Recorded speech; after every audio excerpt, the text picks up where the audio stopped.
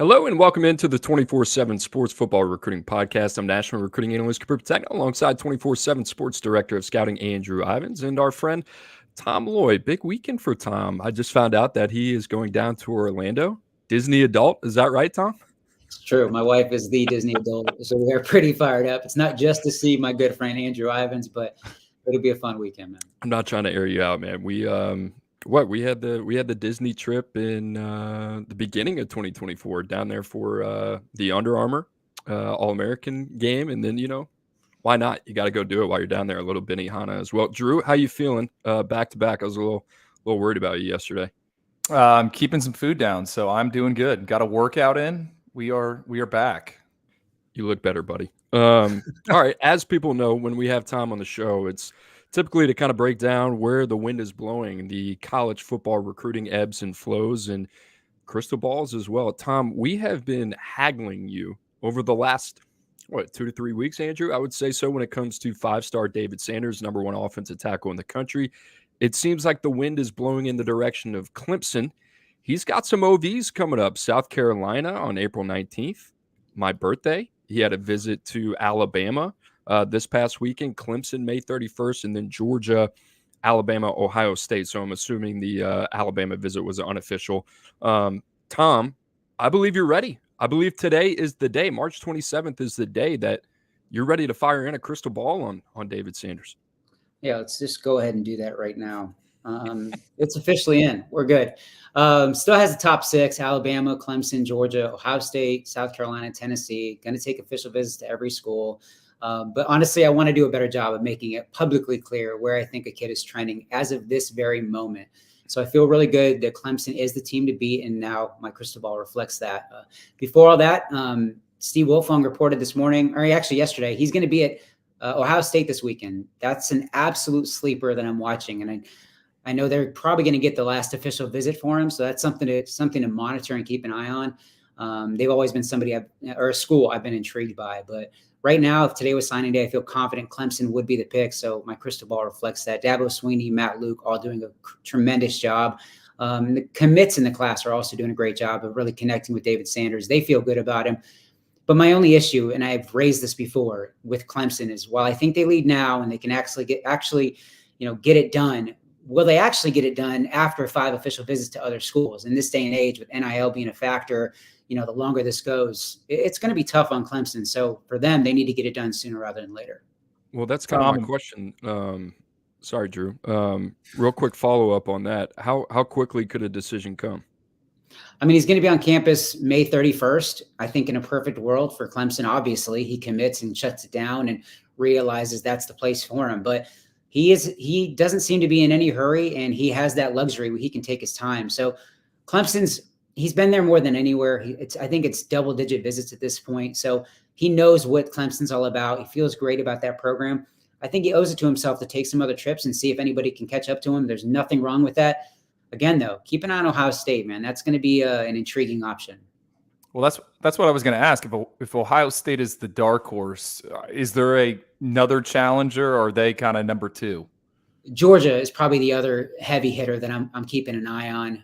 Alabama's definitely in play, and Chris Kapilovic, the new offensive line coach, is going to do a good job there. But I think Georgia is probably in the top 3 with Georgia, Ohio State, and then obviously Clemson. Drew, let's talk a little bit about the player, obviously the number one offensive tackle in the country. We've talked about him extensively on this show, but I mean, you think about Clemson, about what they've done in 2025, currently have the number 3 ranked class according to 24/7 Sports. What does David Sanders add to Matt Luke's offensive line room when you already consider the fact, well, they had Braden Jacobs, and then also they have another top 247 offensive tackle in Easton Ware? Well, I think it gives them the left tackle of the future. And we continue to discuss the transfer portal, the Tigers not getting involved there. But, I mean, if you want to apply this towards the NFL, right, I keep saying we're in this NFL model. And you got your free agencies, the transfer portal, and then you got high school recruiting is your NFL draft. If you look at the top, I think it's 20 offensive tackles right now in the NFL, 20 offensive tackles. And you could divvy that up by salary or PFF grades. All 20 of those guys are either drafted by the team they're on or they were traded for. And what I'm trying to bring up is there is no free agency. There is no open bidding market where someone can come in and swoop one of these guys. So I think for the Tigers, they are getting an elite talent at a premium position and a guy that you would pencil in as your starter for potentially, 2, 3, 4 years. So it'd be massive for them. And I think it allows them to move some of those other pieces around. And we've talked about this in the past, ever since Matt Lucas got to there at Clemson. He's done an excellent job. I think this is going to be an elite offensive line hole. And a lot of these guys, you can move around and play in different spots. So if this does come to fruition, I think it's huge for the Tigers. 5th highest ranked signee of all time behind guys like Trevor Lawrence, Daquan Bowers, Dexter Lawrence. He slots in right there. So it would be huge for them. There's Josh Connerly. Kind of makes sense as like a player comp. I mean, the offensive tackles that we've seen at the top of the board, it's difficult to find guys like Connerly and David Sanders. And the reason that I bring up Connerly was definitely a guy that I think we knew, despite where we had him ranked, was going to need a year in the weight room. Also with the nutritional program at Oregon, was a two-way guy out of Seattle. Also had a basketball background. You think about David Sanders, two-way snaps, elite level athlete, but Drew, your best guess. I mean, he's probably, 275, 280 pounds right now?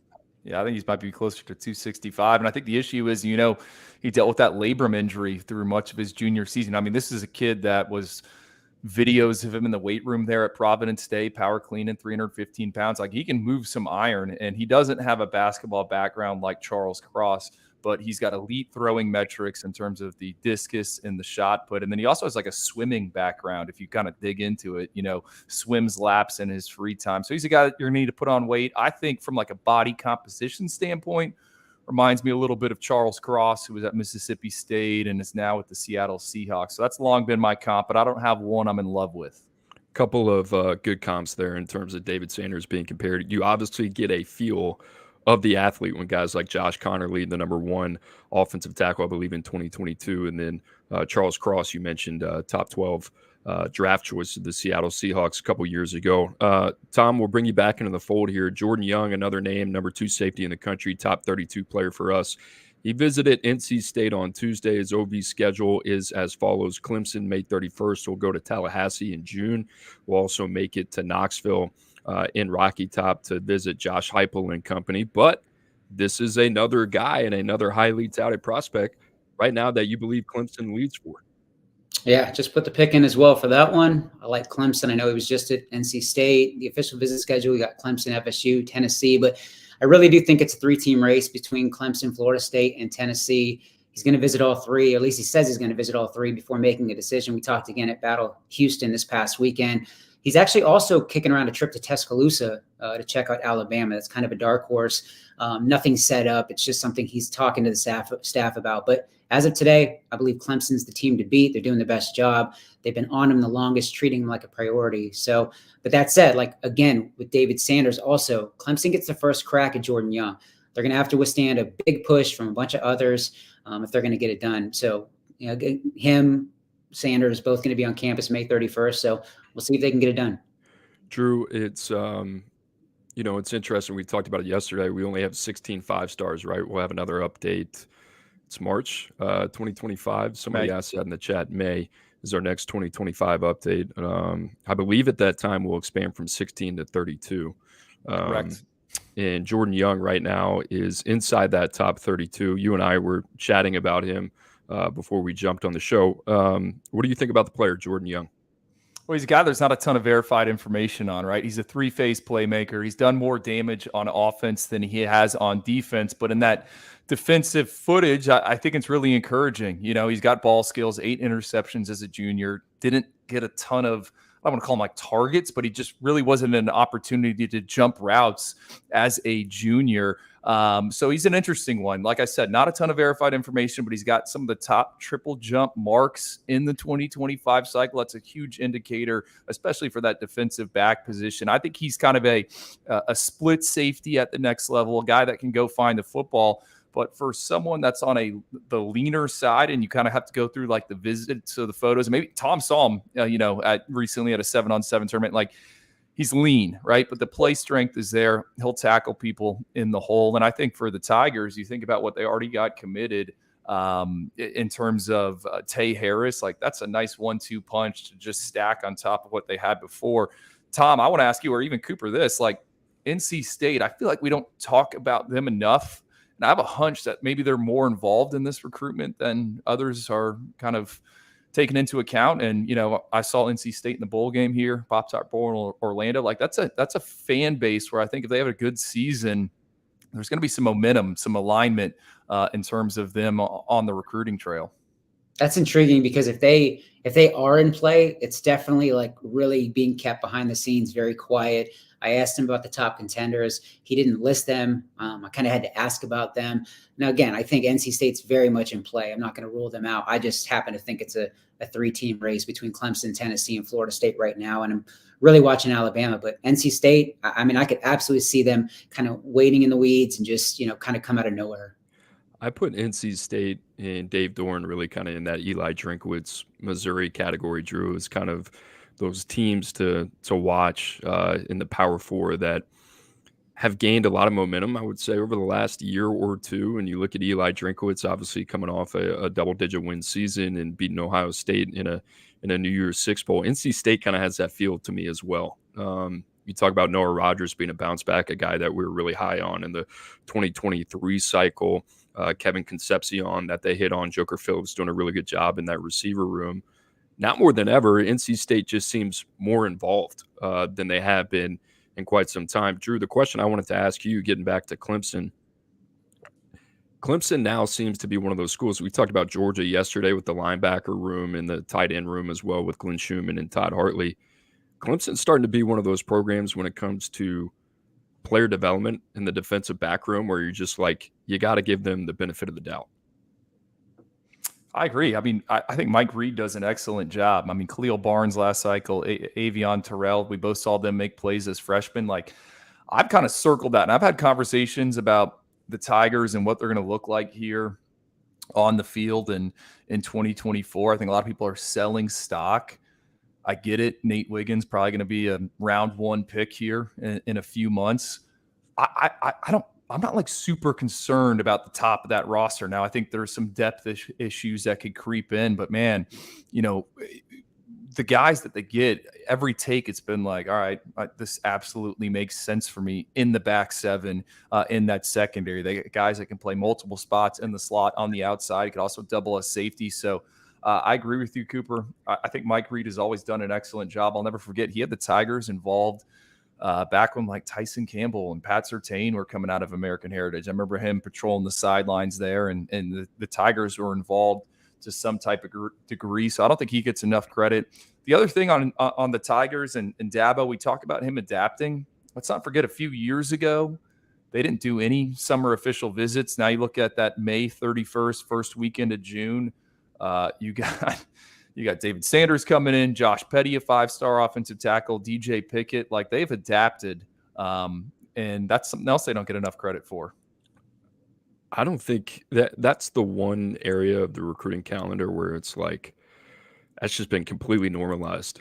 You know, you're talking about the spring and the summer official visits. Like, it's almost been the death of the fall and the winter OBs. Like, they don't even exist anymore. You see all these players getting up to campus, obviously April, May, June official visits as well. It seems as though it doesn't seem it is now the fate of college football. The timelines are accelerated across college football in high school as well. Guys, if you're just joining us, Tom Loy firing in a couple crystal balls, a couple important ones, especially if you're a Clemson fan. David Sanders, #1 offensive tackle in the country, also a 5-star in 2025. And then Jordan Young, not far behind, #29 player. Both North Carolina products. Good news for Clemson, potentially on the horizon. The other thing, every Tuesday and Wednesday, you can find the Oyster Boys right here on the 24/7 Sports YouTube channel. Also, you can join us on X. Make sure to like and subscribe. Guys, we got the chat open. If you got any questions, now is the time to do it. We will get to viewer questions at the end of the show. Get that chat going, guys. You guys have been awesome the last couple of weeks, especially since we have brought the show to a new platform. We appreciate you guys hanging with us as always. We've heard this kind of storyline before thrown around, and I've always kind of been a little bit hesitant to really kind of embrace it. And on here we'll have decommitment season ? But a couple of these over the last 48 hours, I mean, you can't just look at them and just kind of gloss over them.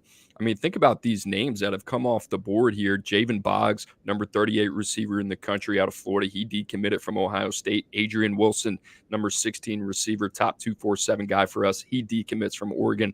And then Jamarian Parker and Carius Kern, two highly rated players that we like a lot, both decommit from Arkansas. So a couple guys coming off the board. We talked about the visits that are transpiring here in the spring. Well, that has to do with a lot of these guys seeing a lot of different places and maybe going back to the drawing board and kind of rethinking some things. But Tom, I want to start at the top. Javen Boggs, a name that has come up, especially from our friend Michael in the chat a lot. He's very fascinated to know if Javen Boggs and Notre Dame have a little bit of a connection there. But what are you hearing on Javen Boggs? I need to show you guys my DMs from Michael. Yeah, wild. Georgia, Oregon, Notre Dame, Miami, Missouri, UCF, all top contenders for the former Ohio State commit. He's going to be in Athens this weekend to check out the Bulldogs. Notre Dame also has a real shot here. I expect him to visit South Bend at some point. They have Boggs and Brady Hart, class of 2026 quarterback, his teammate, very high on their board. One other note, Boggs' dad actually knows Marcus Freeman. They've kind of lost touch. I haven't talked in a while, but they played ball together in high school. So there's a little bit of a connection there. Just something of note. And then with Boggs, he's going to take his time, not in any hurry.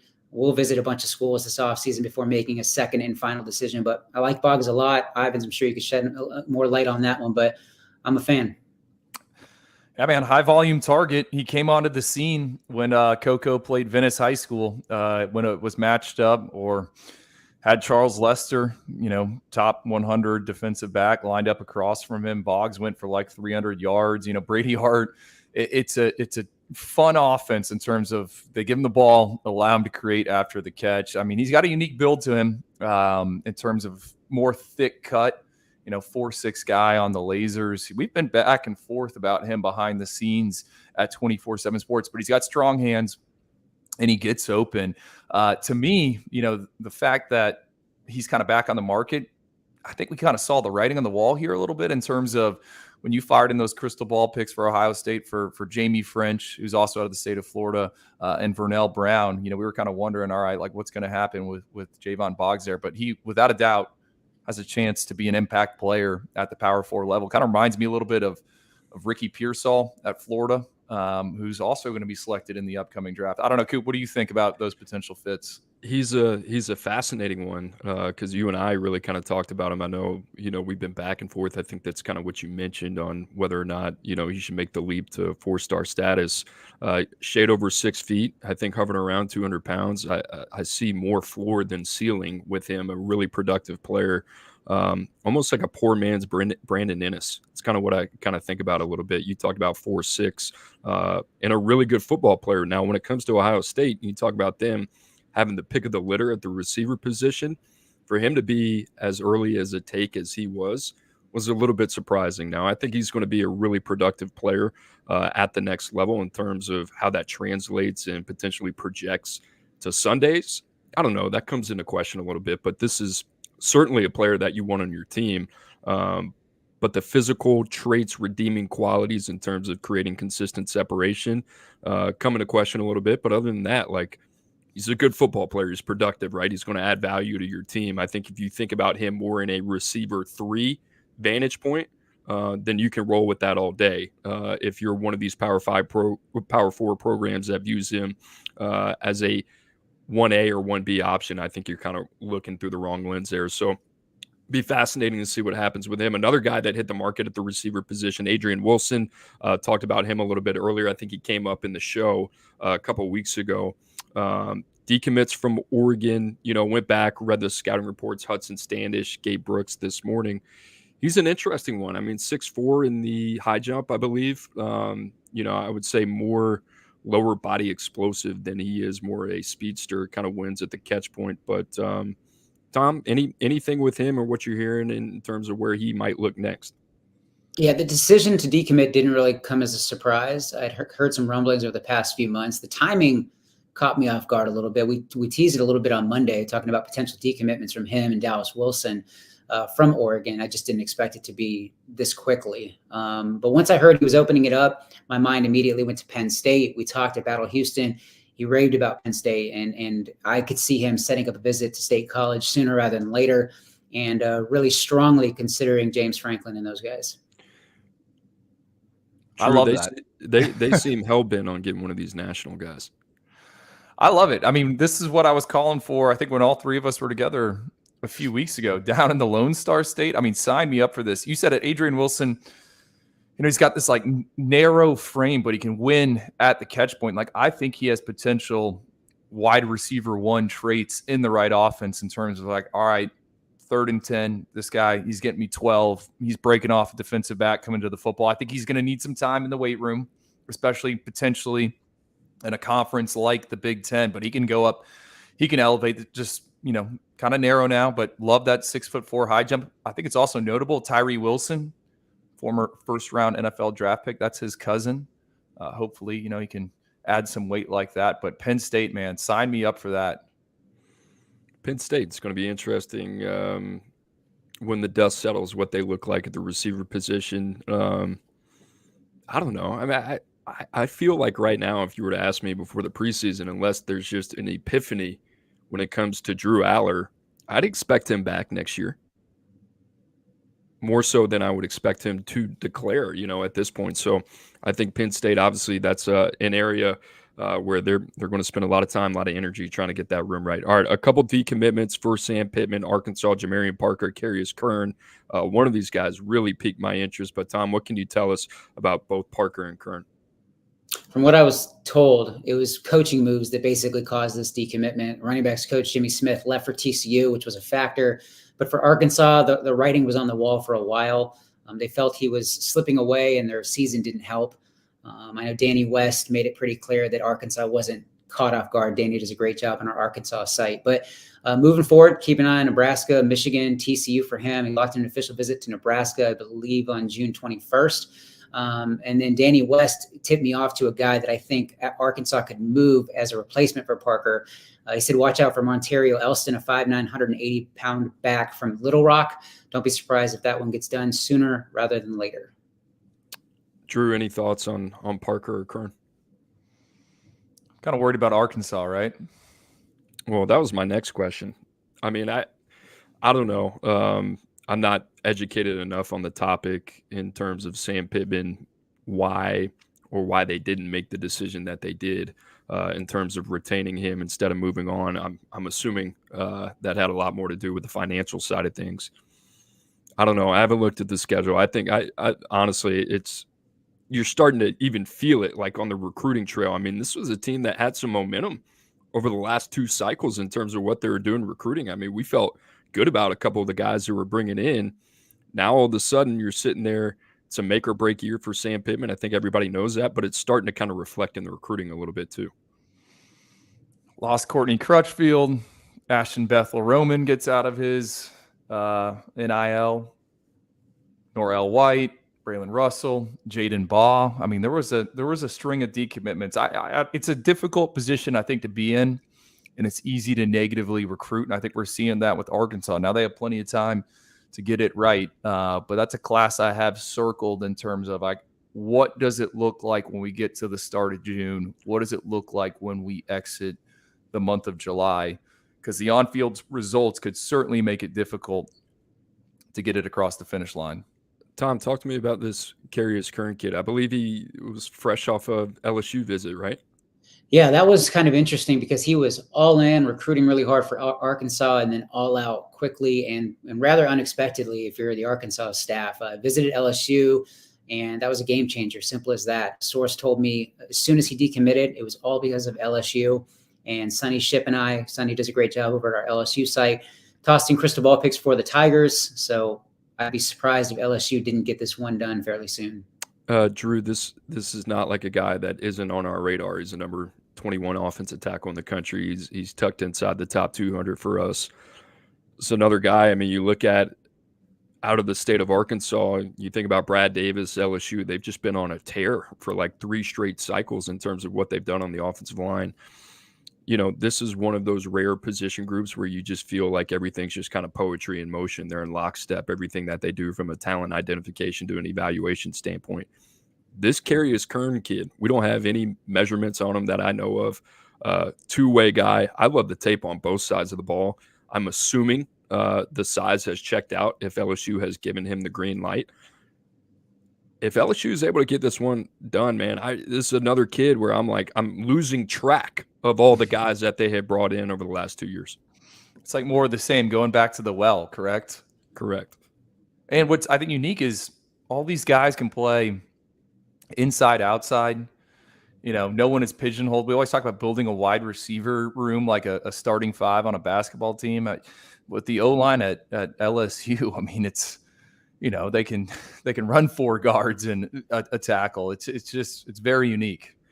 You know what fires me up? I meant to text you about this yesterday. DJ Chester running with the ones at the center position, a guy that we had in our top 247 out of the state of Georgia, played right tackle.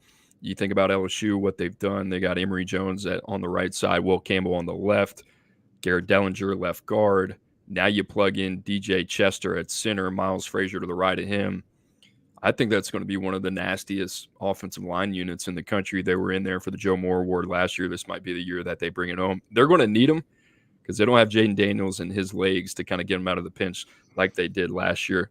Guys, we appreciate you hanging out with us as always. Like I said, the chat is open. If you got any questions, that is the place to do it. Also, check us out on YouTube. If you're over there, give us a like for the boys. Also, subscribe to the channel. That helps us out a lot. The 24/7 Sports YouTube live show. 24/7 Sports Live is what I should call it, on the 24/7 Sports YouTube channel. That will be every Thursday at 5 o'clock Eastern Time. Emily Proud, Smoke Dixon, Carl Reed. We got a host of analysts and a lot of talent on that show, breaking it down, everything you need. A lot of NFL draft talk as of late. But let's get back to business here. Blue Blood Heat Check is kind of what we're calling it, and I like this one. Let's start with the Texas Longhorns. Tom, we'll tee you up first, just in terms of where they're standing with some of these guys recruiting-wise, and then Drew, you and I will get a little bit into the scouting side. But past 3 finishes for the Longhorns and Steve Sarkisian: 6th last year in 2024, 3rd in 2023, 5th in 2022. I mean, I don't know if I had that expectation for Steve Sarkisian when they hired him, but he has been able to back it up on the recruiting trail. The guys that we are looking at entertaining for the Longhorns, and I think would be the cherry on top for this currently ranked number 17 class: Decorian Moore, Michael Fasusi, Riley Pettyjohn, Jonah Williams, a big one there, the 5-star, and Dorian Brew. A lot of big names on the board for Texas. Tom, how they looking right now? Yeah, I collaborated a little bit with Hank South and Jordan Scruggs over at Horns 24/7 to kind of put together a dream list of guys that they feel like they could actually land. And there's no bigger target than 5-star wide receiver Decorian Moore. He's committed to LSU, but keeping an eye on Texas, Ohio State, and Oregon. They're all battling. I could see Oregon losing Dallas Wilson, like I already mentioned. So it'll be interesting if they turn up the heat even more for Decorian Moore. That's an intriguing option. Ohio State as well. But Texas has long been considered the likeliest of landing spots if LSU doesn't work out. Michael Fasusi, once we kind of wrap this up here, I'm going to toss in a crystal ball for Texas. I'm going to join Hank South on that one. Feel like the Longhorns in a really good spot. He's going to visit on June 21st. And I like the fact that they'll get as of today, the last crack at him. Oklahoma, A&M, Missouri also very much in play. But I was at Battle Houston over the weekend, and everybody just kind of said Fasusi to Texas is where things are trending. Riley Pettyjohn, top 100 linebacker from Texas. Longhorns are battling USC, Florida State, a couple others. Those 3 will get official visits in June. Big priority for the Longhorns. They want to get that one done. You guys love Jonah Williams. We talk about him all the time. 5-star safety. Will they land at Texas, Oklahoma, A&M, Oregon? Will he go to another team like Ohio State? Will he pick baseball? We obviously know how good of a talent he is there. He could be a very high draft pick. So landing him won't be easy for the Longhorns, but they're definitely in play. Dorian Brew from Texas, top 100 cornerback. Ohio State was the team to beat. He was in Ohio, then he went back to Texas. Texas is battling LSU and USC and Oregon. I'm kind of leaning towards the Trojans at this point, but Texas is going to get him back on campus. They are very much in play. So that would be a big pickup for the Longhorns and Steve Sarkisian. But there's a lot of top targets on the board. They need to land some of these guys. Drew, let's start with the crystal ball there. Michael Fasusi, number 6 offensive tackle in the country, number 38 overall. We got to see him at the Future 50 last year in Tampa, and certainly a guy that we like a lot. Is it Tampa? I mean, Tampa's what, an hour away from Bradenton, Florida? Then we got Drew's frozen. So, Tom, you and I might have to carry the show right now. But Fasusi, certainly a guy that we like a lot. You think about him, his size, 35-plus-inch arms would be a great fit. Kyle Flood, I don't know. Just feels like they got to get it going in that offensive line group. They had a couple cycles ago. This felt like a team and a program that had it rolling, and they do, especially on that offensive line. Drew, I think we got you back. You got us? Yeah, I don't know if I'm going to still be here, but I'm here. Florida man Wi-Fi stuff going on down there, but that's all right. We got to figure it out. We're talking Michael Fasusi, offensive line, Texas. I was just commenting, I don't know, I feel like it's been a while since they had that guy on the offensive line, and although he's raw, I love this dude's upside, and I kind of see him potentially being a fixture there if Texas can get it over the finish line. I'm in the same boat as you, right? Just in the college football playoff.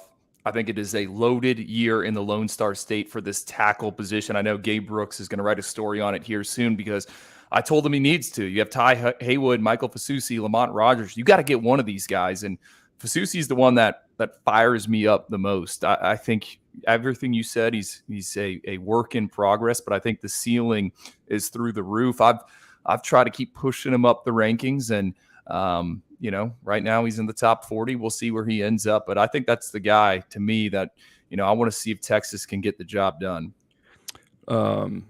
Great part about the chat is that we can attend to certain things as they come up, even though producer Sanley has warned me not to do this. But Patrick Page says, are you guys going to ding the players for choosing Texas and drop a star in the next 8 months? That's a real question. LOL. LOL. In return, Patrick, what I would say is Texas has finished 6th, 3rd, and 5th.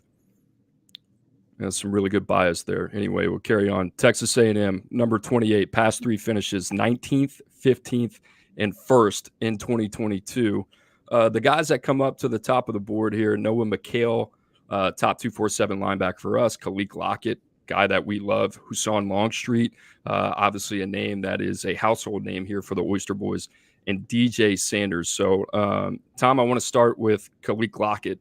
This is a guy that is one of the most explosive, dynamic playmakers in the country. I think we've talked a lot about Decorian Moore. I think everybody's trying to figure out what does this receiver class look like compared to classes before in the 2024 class, which had 7 or 8 receivers in the top 32. Kalik Lockett's like one of those guys that I think could very well hold his ground in that conversation. What's the latest you're hearing with him?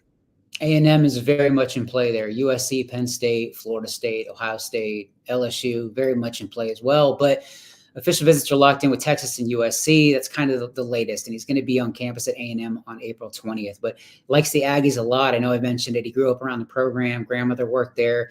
The school means a lot to him. It means something different, a little special to him. So, and he's got a great relationship with Coach Wiggins. So I definitely think A&M can get that one done. But as Mike Roach, better than anybody could tell you, that he is wide open. There are a lot of schools in play, and he's an elite talent. So he's going to have a lot of guys coming after him, and it's going to get interesting throughout his process. Yeah, go ahead, Drew. I don't know if he's on the run. I mean, what do you think the Aggies are going to do here at quarterback? I think Husan Longstreet is probably the best bet at this point. Got the commitment date set for April 14th. He is going to be on campus in 2 days. Auburn made it interesting, man. They had kind of an eye-opening, potentially game-changing visit with him recently, but in the end, I'm very close to putting in a crystal ball pick. But Auburn's been always the one that's kind of made me nervous and a little hesitant about putting a pick in for the Aggies. So we'll see how it goes in 2 days. But the quicker they can get that done, I know Mike Elko would be smiling if they can land the elite talent from California. What's the draw there for Longstreet that is seemingly given A&M the edge? That's kind of what I'm fascinated by, because he seems, he's got no shortage of options, right? So the A&M one to me from a guy from Southern California, I'm just trying to figure that out. Have they just done a better job in terms of building the relationship? What's the draw for Longstreet? Well, first time we spoke, it was all about A&M, and it kind of caught me off guard because I expected him to say other things like the Oregons and the USCs and UCLA and things like that, but it was all about A&M right away. Auburn's made it close, but from day one of connecting with him and really talking to him about the schools that were very much in play for him, he just kept raving about A&M. So I honestly could have put that pick in a month or so ago, but I just knew he was going to take some time, take some visits. And I like that he wants to shut it down sooner rather than later. He wants to recruit really hard for the school he chooses. And right now, my best guess would be that it's A&M. I left this name off, but Drew, I think you're on to something with Kyote Armstrong. Number 3 tight end, number 65 player. Got to watch him this morning. Whoa. Like him a lot. Tom, where do the Aggies stand with Kyote Armstrong? I think that he's kind of still all over the place. I don't think that he's really close to making a final decision, but A&M's right there at the top of the list with a few others. He's got the official visit lined up for June 13th. I know we talked about it with Longstream, but Auburn is very much a player in that one. They're going to get him first, and then Texas will get him after that. But I could see the Aggies getting this one done. He's a top priority, but that's probably, I guess I'd probably say that's a 3-team race right now, but he just didn't seem too quick to want to make a decision. But I'm watching A&M, Texas, and Auburn right now for Armstrong. Drew, let me tee you up. I like teeing you up on guys that I know you like, so I'll let you take the floor here on Kyote Armstrong. Well, I think I was going to ask you this. Do you think where would you play Kyote Armstrong? We list him as a tight end. We've talked about listing him as an athlete. There's some people, including myself, that could see him as a defensive lineman. Where do you see him on Saturdays? I think guys like that, especially if they want to be noted on the offensive side of the football, then that's what you got to do. I mean, the other thing about him is, what I like about him, obviously the length. You talk about the basketball, baseball background. I think he's a 3-sporter as well. I mean, he's physical at the point of attack. He's not one of those guys you just flex out, right? Like, he is a really willing dude that's still got a lot of weight to put on the frame as well. I thought attacks the football. He's not timid. I think the comp that has come up, and we don't throw it around lightly, but the name that I think you used was Darnell Washington. He's further along than Darnell Washington was coming out of high school, just in terms, maybe not physically, but as a pass catcher, he's further along. And Darnell Washington was extremely raw. I mean, he was a slow burn at Georgia, and obviously he was a little bit of a needle mover just because of that massive frame that he had, and he could cover up people on the line of scrimmage. But Kyote Armstrong, I don't think he's going to be in that 270 range like Darnell Washington, but man, I like this kid a lot. I mean, I get excited, and then you think about the ceiling as well. I mean, he's got a long way to go in a very, very positive way. Yeah, I mean, I think he's one you take him, you figure him out later. And the reason why I think some of us have said, all right, defensive line is exactly what you said. I mean, at the point, he embraces contact. It's not like all right, oversized big man that you just throw targets to out on the perimeter. Like, this is a guy that does it in the trenches. Tom, Texas A&M sitting 29th right now. Let's assume they get Husan a few weeks, April 14th. What is that? 2.5 weeks away. Where do you think the Aggies could be entering commitment season, which is in that June, July window? I mean, is this a class that's going to challenge for a top 15 spot? I know that's putting you on the spot because you don't have a class calculator, but what do you think the ceiling is?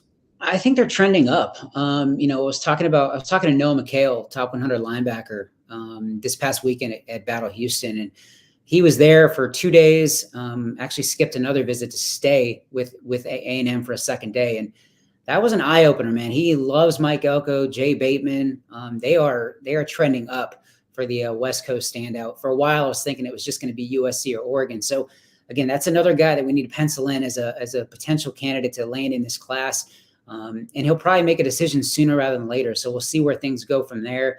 And then another one I'm watching is DJ Sanders, a top 150 defensive lineman. A&M is probably the favorite at that point. I mean, Texas is also battling, but that's just one that I could see Mike Elko personally recruiting, getting done. And then while we're talking A&M, it just announced a commitment date for April 3rd. Defensive lineman Landon Rink, a 3-star. I could see A&M getting this one done. In fact, I'm going to throw a crystal ball pick in right now. Join Steve Wilfong, who tossed a pick in for the Aggies this morning once the commitment date was announced. Andrew Hattersley over at Gig'em 24/7 also throwing a pick in for A&M. So again, trending in the right direction, moving the needle. Mike Elko is going to end up with a really strong class if he lands a lot of these top guys. You're making up for time, Tom, throwing in a lot of these crystal balls in one show. What is that, number 3 or number 4 today? 3. I think it's 4. 3. There Just you tired go. of dealing with the backlash from you guys. So we're going to Don't give let them them don't let them get hot. Let's see if you can go 3 for 3 on the show here. Washington. When's the last time we talked about Washington? It's been some time. Number 42 currently ranked in terms of where they are in the 2025 class rankings. Jed Fish, understandably, has a lot of work to do. It's going to be an interesting one. Then you talk about Troy Dannon. He's out of there. He's still Lincoln, Nebraska. He was there for a cup of coffee. New AD coming over from Wazoo.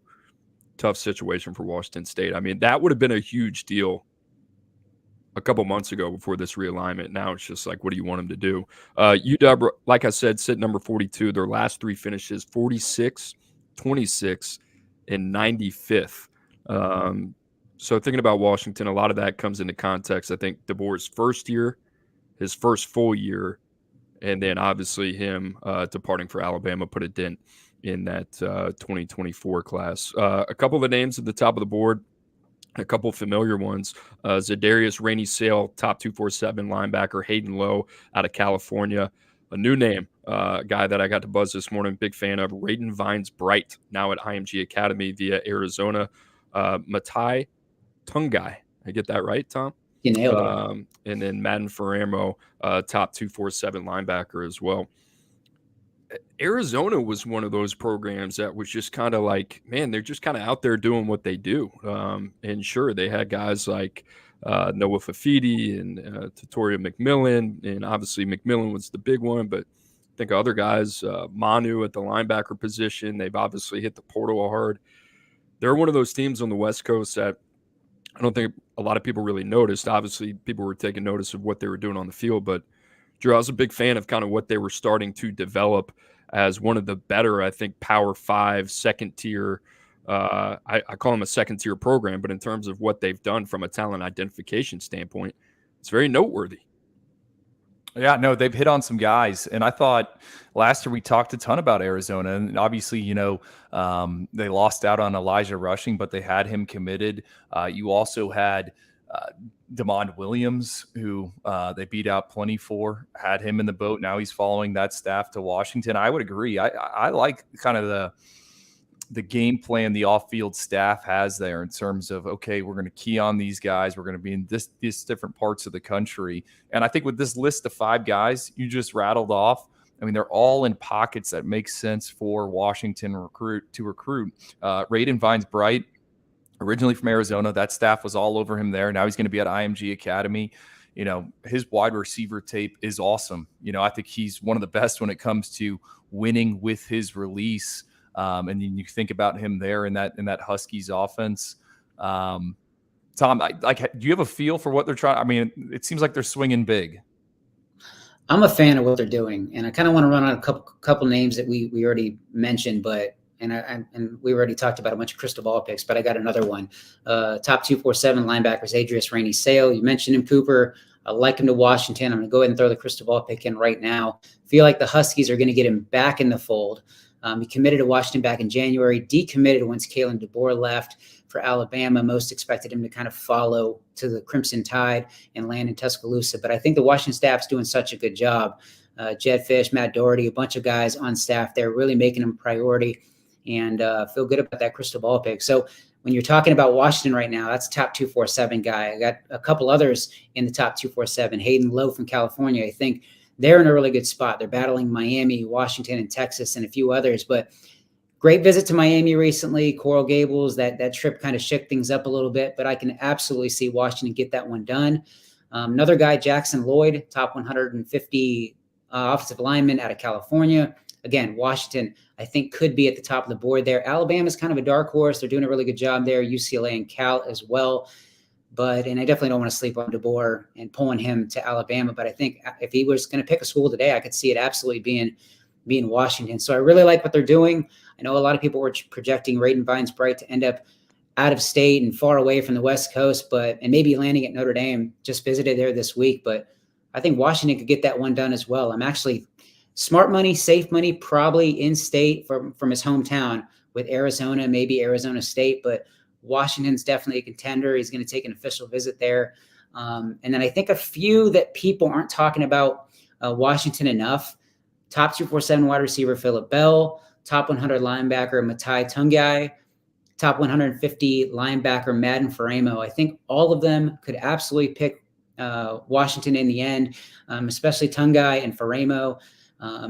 When Faramo released his top four, Notre Dame, Ohio State, Oregon, and USC were in it. Washington was not, but they actually have had strong dialogue with him behind the scenes. So you can't rule them out there. We'll see if he gets on campus, because like him and even Noah McHale, another top 100 linebacker, if those guys get to Washington like they're kind of kicking around behind the scenes, all bets are off. So again, a lot to like with what Washington's doing right now. The recruiting efforts, we'll see if they can pay off.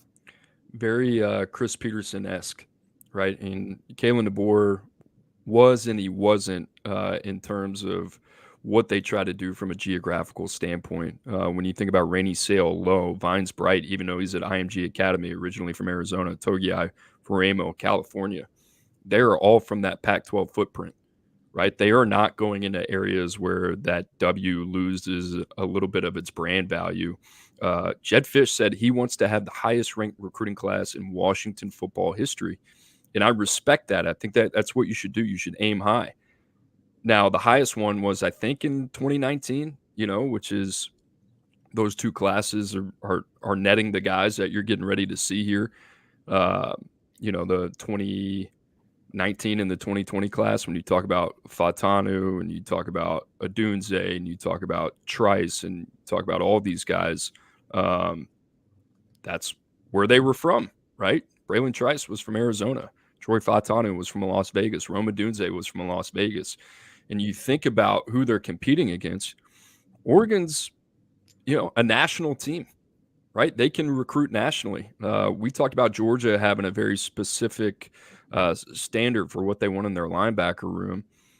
Oregon is a different category, but they can, no pun intended, they can stretch their wings a little bit longer and go coast to coast for some guys and win out a couple of those recruitments. You think about USC, from what we've seen and what we talked about, I mean, USC is pedal to the metal on a very national approach. So what about these guys? I mean, and you look about Rainey Sale, like top 150 player, Hayden Lowe, another top 247 guy. Vines Bright, we like a lot, high 3-star. Tungai, Faramo, both top 247 guys. It leaves this nice little niche for Jed Fish to exploit. And if you're Washington and you're Jed Fish, that's exactly what you have to do. And I really like it, man. And if they can get these guys in the boat, then they are going to carve out a very comfortable spot in the Big Ten by just being more efficient geographically, quite frankly.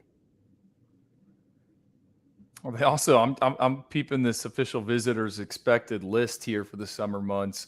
Dijon Lee's expected to take an official visit. Baranoni, the tight end. Vander Ploeg, another tight end. Anquan Fagans from Alabama. When's the last time Washington was in the Yellowhammer State?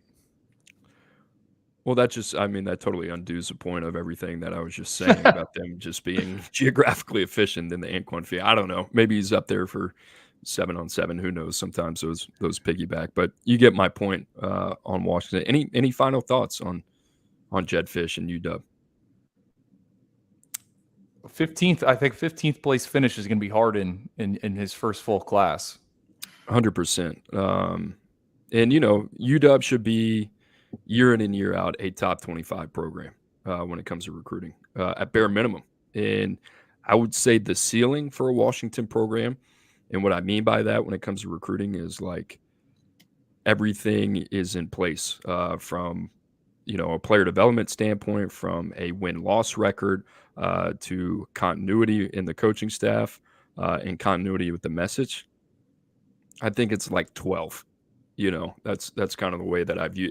If you got to there, then you're really cooking with gas. So UW going to be a team to watch, as Tom Loy has alluded to. A&M, Texas also seem to be gearing up as well. Guys, it's that time of the show for viewer questions. If you got them, shoot them in right now. Now's the time to do it.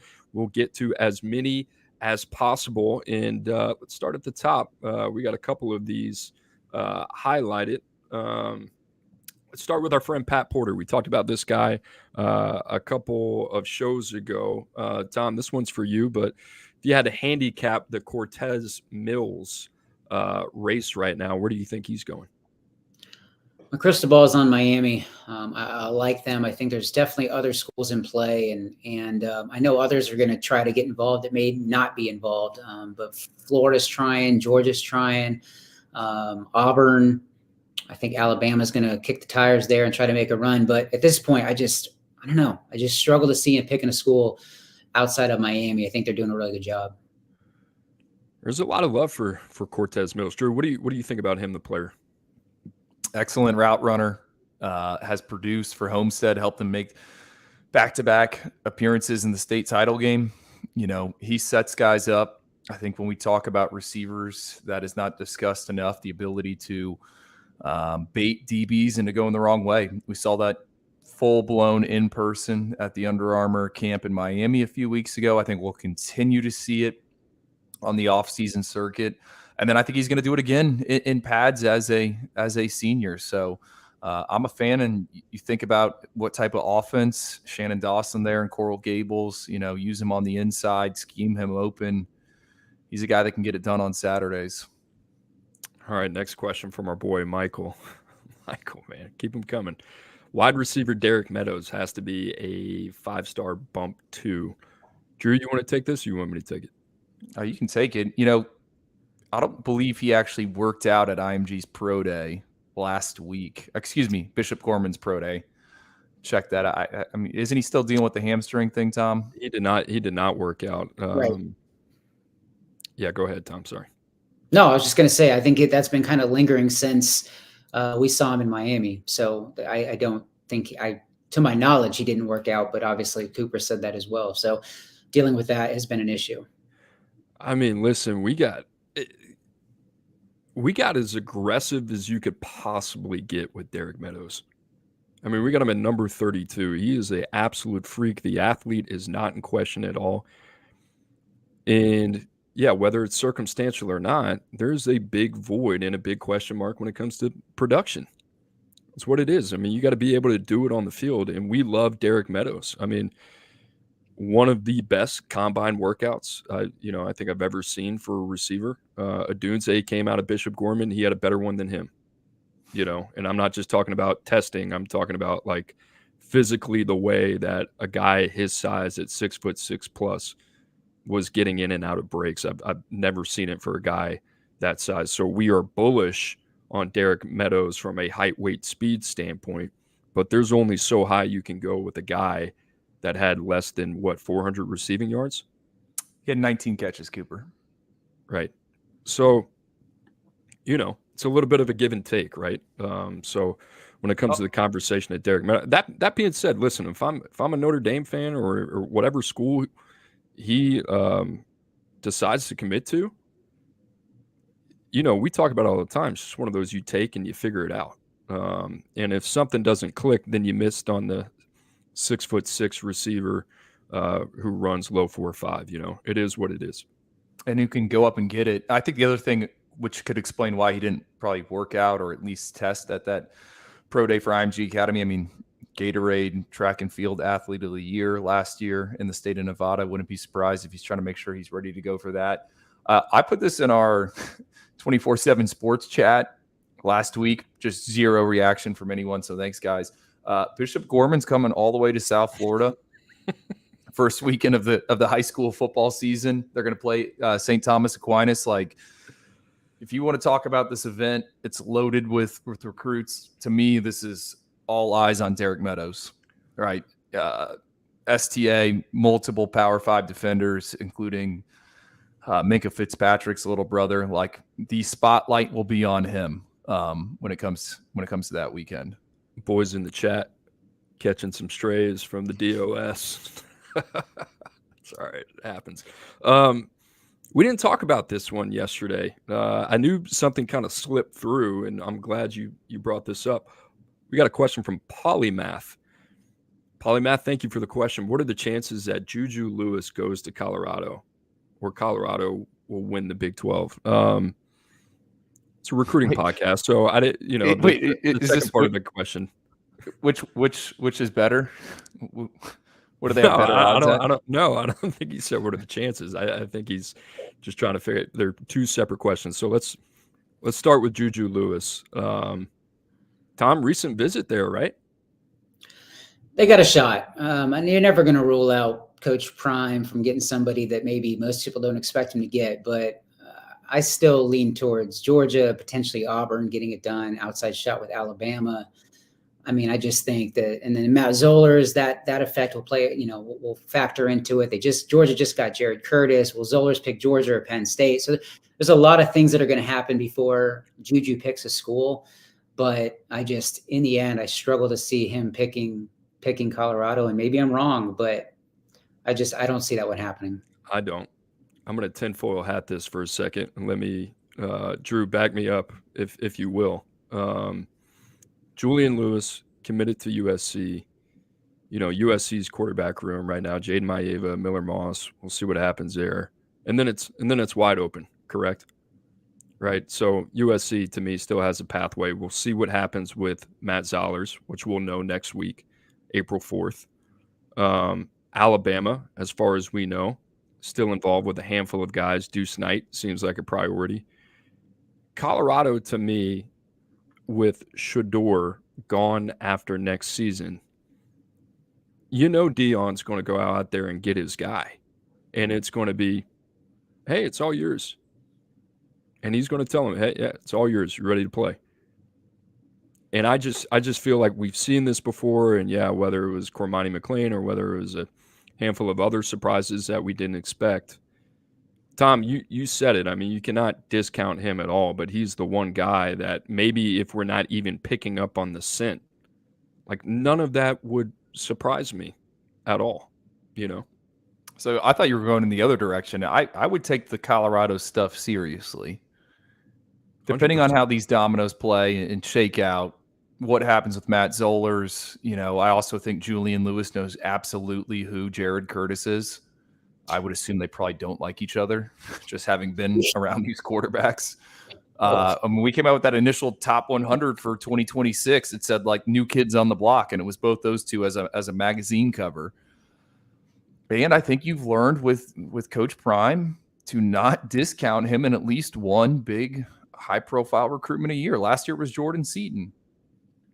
Year before that, it was Cormani McLean. The year before that, it was Travis Hunter. I mean, you could throw Dylan Edwards into the mix as well. Like, I think you got to take them seriously. And correct me if I'm wrong here, Tom, isn't this the second time he's visited Boulder since the new year? No, that sounds right, yeah. I'm not saying they don't have a shot. No, I know. I'm also not saying that Jared Curtis don't like each other, but I'm sure they would have a cup of coffee together. But I struggle to see it, man. I just think that I see Julian picking a different school. If Prime stays after the season, and Cooper just brought this up, you give Julian Lewis, you have every opportunity to win this starting job. I mean, what do they have to lose? Nothing at all. I mean, you're talking about, even though he reclassed, and I think there's some question marks about physically. I don't know how much more he can do from a physical standpoint, Drew. He just kind of is what he is. But in terms of like the cerebral part, I mean, if you're talking about a guy that you want to plug and play, I mean, that would be Julian Lewis. Maybe you got to deal with the lumps and all that type of stuff, but I don't know. I would look at Dante Moore as a good example. I would make sure the environment's right, so I'd be careful with it. And maybe they go out via the transfer portal, find a 1-year Band-Aid, and Julian Lewis is the guy after that. So we'll see. I mean, I definitely think there's some credence. I think all three of us are saying that.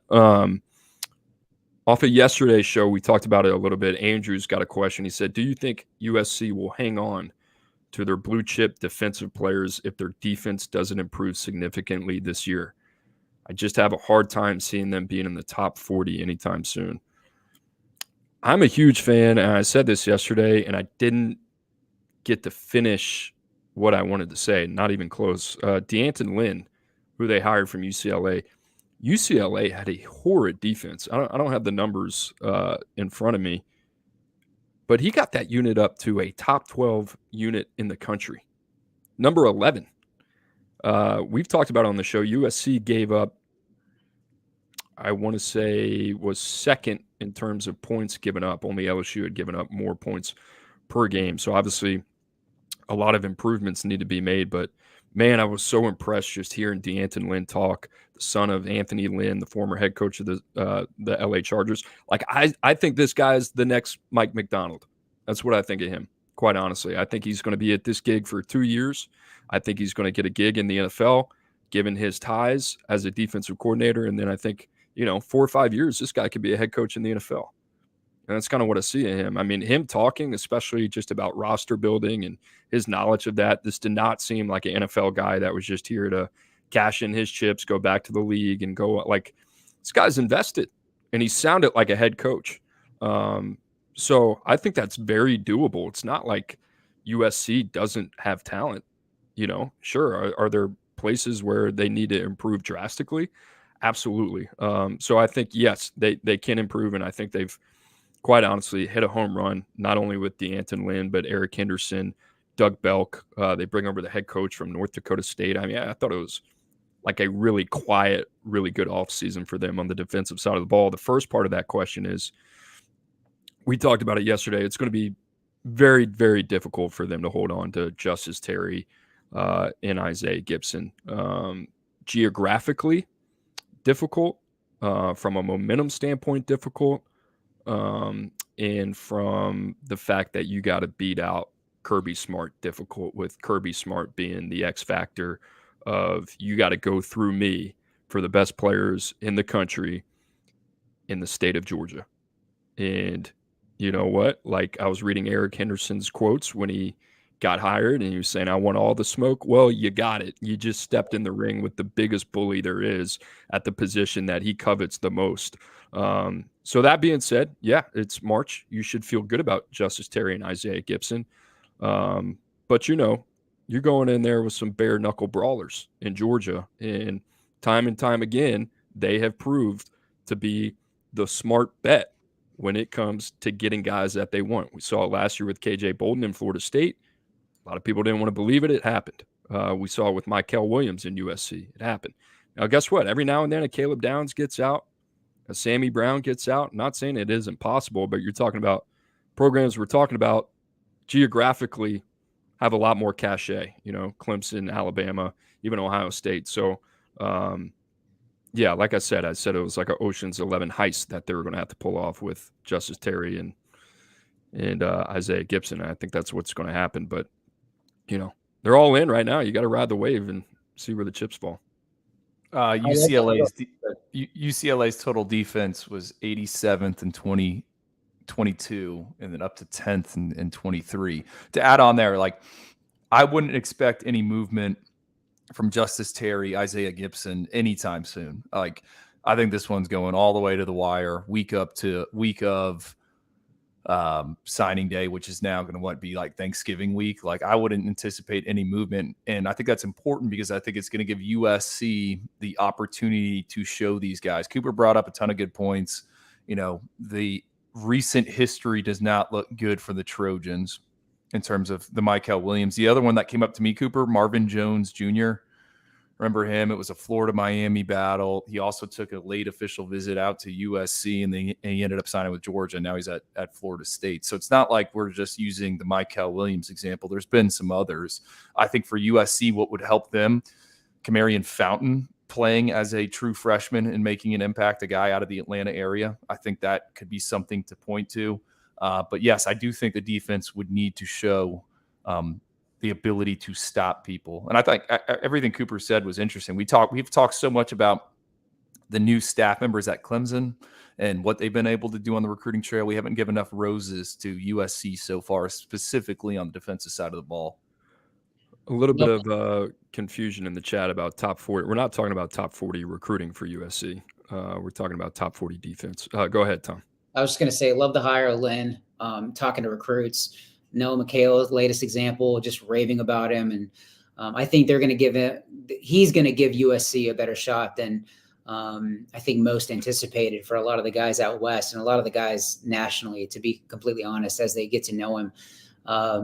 And I think that USC is going to field a much better defense. I mean, Lynn's he's the real deal, and they have the horses to play at a high level. I think they're finally going to put it all together, and things are going to move in the right direction. But even that said, I think it's going to be really tough to keep these guys, Terry and Gibson, and honestly on the other side, and we already talked about Julian Lewis, but Stubbs as well, keeping him from the Sunshine State. I mean, that one, all of these commitments, even Dominic Kelly in 2026, they were so unexpected. They came out of nowhere. I had heard that Dominic Kelly was close to committing to Notre Dame when he was on the visit right before USC. So I think that decision's clearly one to watch. And I think USC is the leader for a lot of these guys, but in the end, it's going to be really difficult to hold on to them all the way to the end if USC doesn't drastically improve defensively. Drew, we got a question. I think we had this one yesterday. Guys, and a lot of these, sometimes we're brushed up on these guys, sometimes we're not. So we're going to do our best here. I'll give you the pretext there. But Vic Vassell asked, any thoughts on Gerard Pringle? Yeah, I like him. He burst onto the scene. Man, Venice, my wife's alma mater, is just getting dragged on this episode. I'm talking about Javon Boggs, and then it was Gerard Pringle. He ran for 300 plus against Venice, which is a program that consistently makes the state finals. And I'll never forget watching that. It was like early September. I'm like, all right, who is this kid? I think it's a great pickup for Miami. I believe Byron Lewis is also going to visit this weekend. They took Jordan Lyle last cycle, Mark Fletcher the year before that. They're doing what they should do, in my opinion, the Hurricanes, in terms of getting running backs from the Sunshine State. Like, that is what the state produces. If you look at the NFL draft trends, I like Pringle. I think he went 10.58 in the 100-meter dash. We're still trying to investigate to see if that's a hand time or wind aided. Not much information on that, but he can roll. He's creative at the second level. I like the pickup. Was really, really, really hoping we would get him at one of those Under Armour camps in the state of Florida. We didn't, but he's at Armwood. He's going to have another big year. So I like that pickup. Also, I think I said Kamorian Franklin at USC. It's Cameron Franklin. Cameron Fountain. See, yeah, Cameron Fountain. Yeah, those guys confused me all last cycle. I know. Last cycle they got me. Getting mixed up with Kamarion Franklin, who was at Ole Miss. Cameron, you put the photo of him in one of you texted it to me. I was like, oh, okay. Yeah. That is not what I expected him to look like, because he did not look like that on the combine circuit at all. Tom, a lot of Miami fans in the chat, I think they generally want to know, I'm paraphrasing here, what's Miami's outlook here in 2025? I mean, I think we've talked about Miami a lot. They're in a really good spot. The staff is working really hard, and obviously we talked about Pringle, and we'll see if they can pair him with one of Alvin Henderson or Byron Lewis. Ivins mentioned Byron Lewis can be up there this weekend. So is Alvin Henderson. Cortez Mills is an option. There's a lot of guys that could absolutely pick Miami. I could see them flipping Dallas Wilson from Oregon. I don't know. I like what Miami's doing, but they're going to have to just close on a lot of the guys by the end of the summer, and then obviously have a really strong season to keep them. Well, DJ Pickett would be a big boost in the class calculator. The guy's awesome. Big fan of DJ Pickett. All right, one of the last questions here, and then we'll wrap up with final thoughts from Rougarou228. I see you, Louisiana. Thoughts on why James Simon is holding out as this pertains to LSU here, and also how solid is Jabari Antoine's commitment? I haven't heard anything about Jabari Antoine. Looking around, really kind of not being all that solid with LSU. I mean, I saw him battle New Orleans, and he seemed to be all in with LSU. So I like them there to hold on to him. And then James Simon, my crystal ball is on LSU. Coming off another good visit, I struggle to see LSU losing that one. There's definitely other teams in play, but I don't know. In the end, A&M, Notre Dame, a couple others, but in the end, I think that LSU treating him like such a priority, they're going to do a good job of keeping him in state. So I feel really good about that crystal ball pick for the Tigers. LSU, I mean, you think about what they've done. I mean, quietly, I don't know how much we've really talked about them on the show. I mean, you think about Underwood, the #1 player in the country, DeCorian Moore, obviously still looking around as you would expect a player of his caliber. And then Harlem Berry, one of the best running backs in the country, number 2 running back overall. And then you think about adding a guy like James Simon. Then we talked about it. Kern, potentially from Arkansas, could be waiting the wings as well. So LSU, a team, it's a quarterback, a wide receiver, and a running back we all like. It's really good offensive already. I mean, Devin Harper, Tyler Miller. They're going to add, I'm assuming, 2-3 more. Then you got Charles Ross, who is an absolute freak at linebacker, and it feels like they're just kind of now getting going. They only got 11 commits.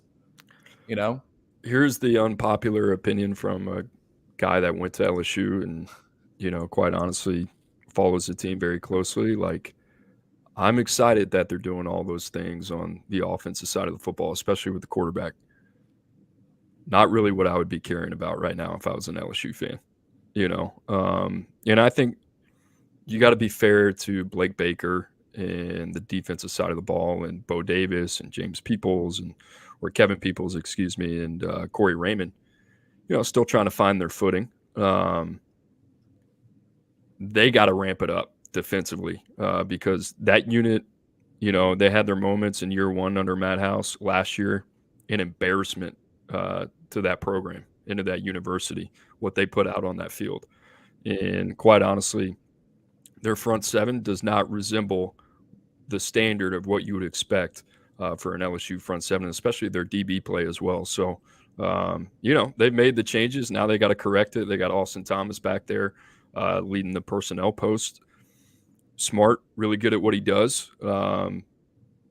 So I like when it comes to Joe Sloan and Cortez Hankton and Frank Wilson and Brad Davis, like those guys have like answered the bell time and time again. I don't have any issues with them. Defensively is where LSU's got to show up. So we'll see what happens with them. And it's kind of a good segue to what I wanted to bring up to you guys to kind of cap the show. Ross Dellinger at Yahoo Sports does a phenomenal job covering all of college football and everything that happens in college football. Talked about a couple rule proposals this morning that are now going to make their way to college football's oversight committee to be voted on and potentially be put into place. But one of them was talking about basically you can designate your 11 coaches recruiting designation. So what I mean by that is those coaches can have the autonomy to go out on the road. Those can now be full-time support staff members. Also, analyst can now, what is being proposed, would be able to coach, which they can't do at this point, which I think is very, very frustrating. But I thought about that, and basically what they're saying is they're taking the cap off of your off-field support staff. You can hire as many people as you'd like. And I think about that, Drew. The first thing that came to my mind is like Will Muschamp. Think about the positive impact that Will Muschamp could have on Georgia when he used to be an on-field coaching staff member. Now he's an analyst, doesn't have to recruit, but can coach that room, essentially. And right now, the way it goes for QC, quality control, or analyst, or they can't be hands-on, right, in terms of the coaching. They're very limited. It's a very there's a lot of ambiguity around the rule depending on what compliance staff that you talk to. So this essentially would tear that up, and then it would be all hands on deck in terms of the coaching. The other part of this is, man, what a positive it would be for the handful of personnel people out there. I think of guys immediately like Mark Pantoni and Marshall Malkow that would be able to replace some of these coaches on the recruiting trail, not only from an in-home visit standpoint, but to be able to go see these younger guys move around in the spring. It's Drew, you brought it up in more ways than one.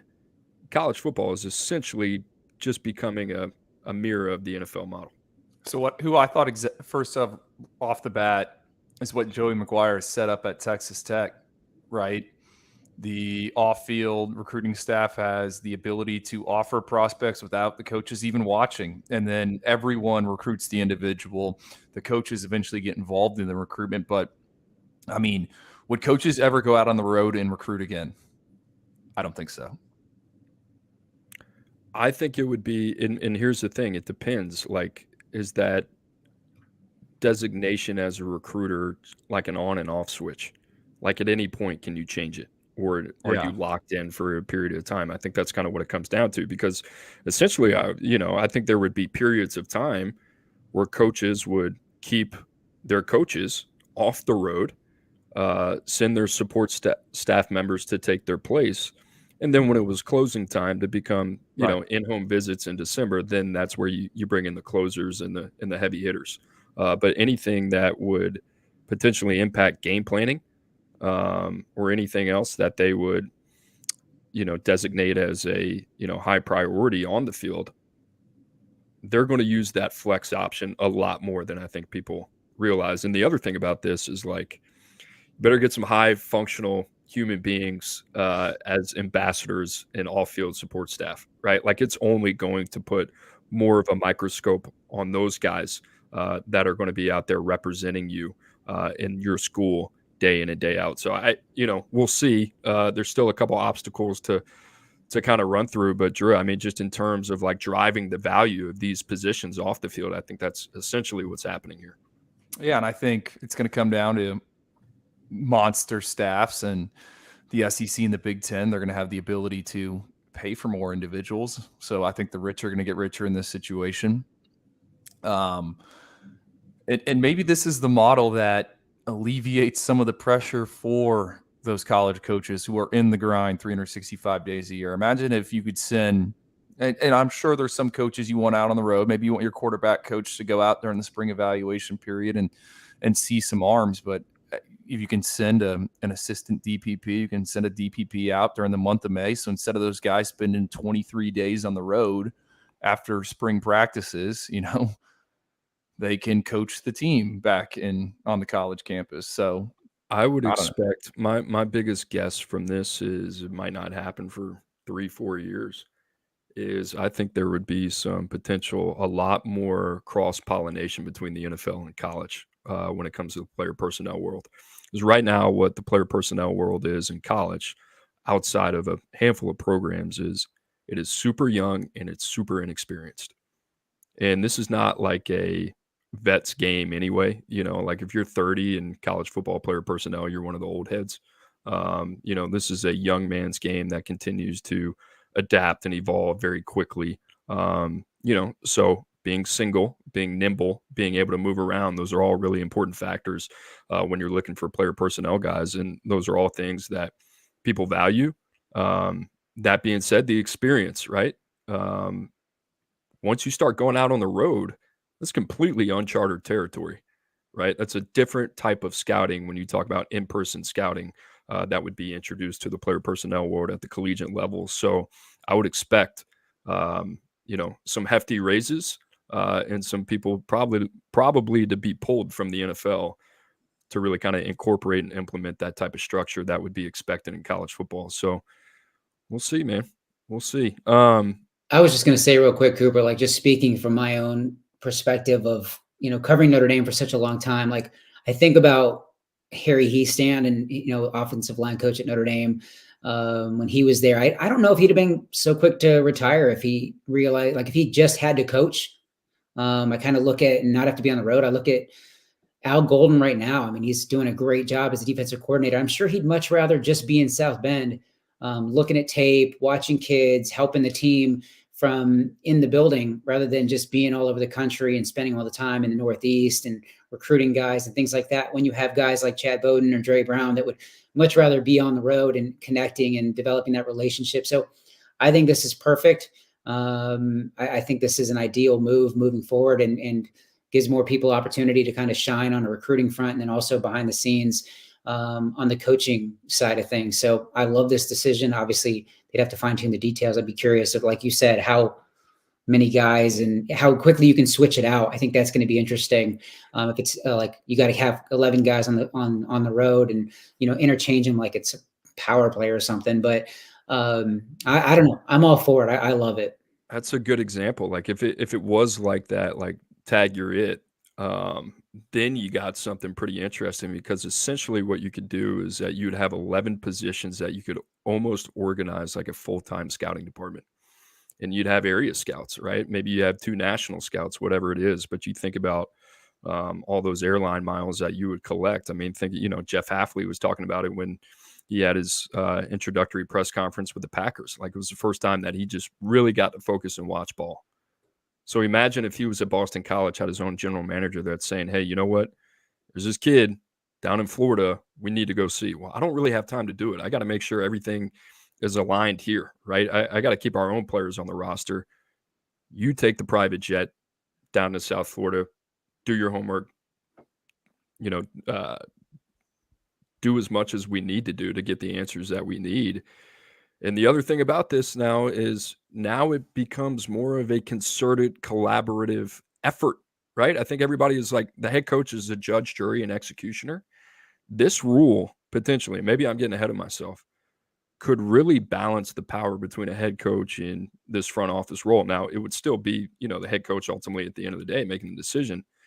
But in terms of your eyes and ears on the road, if you do it the right way, that could allow your coaches to focus on coaching, and allow your personnel people to really kind of focus on building a board. That being said, I don't know if the supply meets the demand immediately. That might be something that, will come with time. Long-winded, great show. We're at 1 hour and 21 minutes. Boys, final thoughts. Drew, we'll start with you. Anything that comes to mind? I got nothing. You surprised me with the NCAA coach or potential rule change. Good surprise, I hope. Good way to get the mind going a little bit. Tom, anything from you? Nothing major, man. Just got a couple interviews to write up from Battle Houston, and then got a meeting coming up with my man Trey Scott here shortly. So looking forward. Your mind and your heart is in Orlando. Not yet, man. What's the one event or ride that you were looking forward to the most? Animal Kingdom? Guardians of the Galaxy at Epcot is the greatest ride I've ever been on. And yeah, that's the one. So love that. Shout out Disney adults. Guys, we appreciate you joining us. As always, every Tuesday and Wednesday, the Oyster Boys will be here. Tom Loy on Wednesday, blessing us with his presence as well. 11 o'clock Central, 12 o'clock Eastern. You can find us on the podcast waves as well, wherever you find your podcast. Also, the 24/7 Sports YouTube channel. Make sure to like and subscribe. It does a lot for the people at 24/7 Sports, so we appreciate it if you do that. Guys, for Andrew Ivins, Tom Loy, I'm Cooper Petagna. We hope that you have a great rest of your week, and we'll see you next Tuesday.